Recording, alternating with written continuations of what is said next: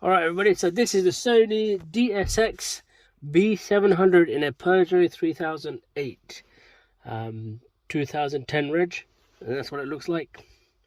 It's not bad, it's doubled in, fits well. I am going to change it though for this one because I just prefer this one. The sound quality on this stereo is much better. Not to say that this is bad, but one thing you will have with this dashboard is whatever display is on the stereo will be difficult to see because of the huge windscreen. It's got a lot of glare coming down on it, and it's like almost pointing at the sky.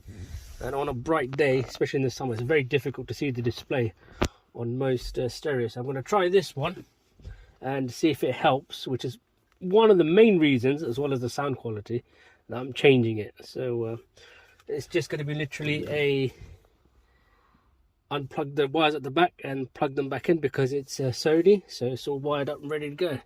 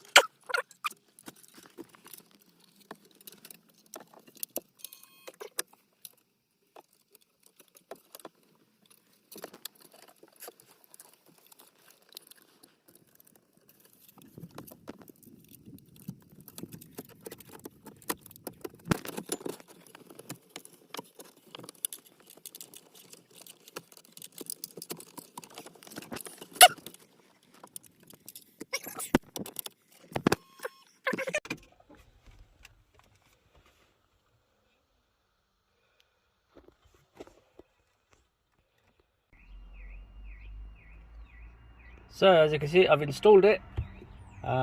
It's all in there, all works fine.